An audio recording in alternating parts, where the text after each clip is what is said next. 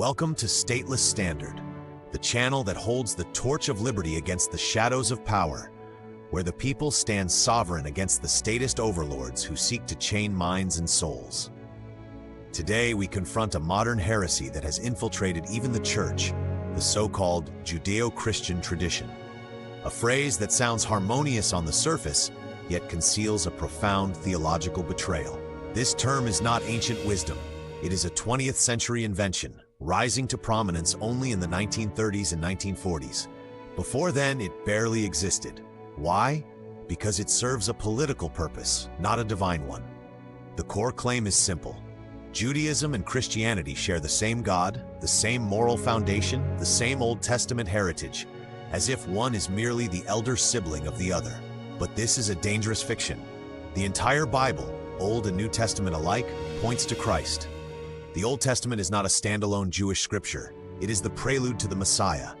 Every prophet, every sacrifice, every covenant foreshadows Jesus. Yet Judaism, as it exists today, explicitly rejects Jesus as the Messiah. That rejection is not a minor disagreement. It is the fundamental dividing line between the two faiths. Christianity is built on the recognition that Jesus is the fulfillment of the law and the prophets. To deny him is to deny the heart of the biblical narrative. The God of Christianity is the Triune God, the Father, Son, and Holy Spirit. The God of modern Judaism is not the Triune God. They do not worship the same deity. To pretend otherwise is not charity. It is theological compromise. This is why Judeo-Christian is a heresy. It papers over an irreconcilable opposition. In the spiritual realm, there can be no partnership between two religions that fundamentally contradict one another on the identity of God and the path to salvation. Of course, in the temporal realm, peaceful cooperation is possible. Christians and Jews can be good neighbors, allies against common cultural evils.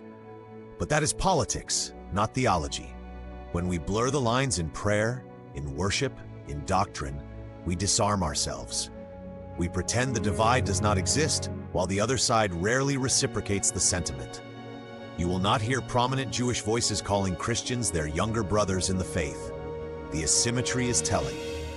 Worse still, this heresy often rides alongside dispensationalism and Christian Zionism, doctrines that emerged in the 19th century, not from apostolic tradition, but to provide theological cover for modern political Zionism. Dispensationalism is a novel invention, absent from church history for nearly 2,000 years. It divides God's people into separate tracks, one for Israel and one for the church, as if God has two distinct redemptive plans. This subverts the unity of Scripture and undermines the centrality of Christ. The historic church, Catholic, Orthodox, Protestant, knew nothing of this. For centuries, Christians understood the Old Testament as belonging to the church, fulfilled in Christ. The covenant people of God are not defined by ethnicity but by faith. To suggest otherwise is to revive the very errors the apostles condemned. Make no mistake, this is not about hating any group. It is about fidelity to truth. The evidence is overwhelming, once you examine it without the fog of modern propaganda. The percentages of influence in certain industries, the cultural patterns, these are secondary symptoms. The root is theological. If Christians continue to cling to Judeo-Christian as a comforting illusion, we risk losing our young men to unhinged alternatives. When mature voices refuse to address the reality, others will rise to fill the void, often without restraint or Christ-like charity. By God's grace, this heresy may soon be relegated to history.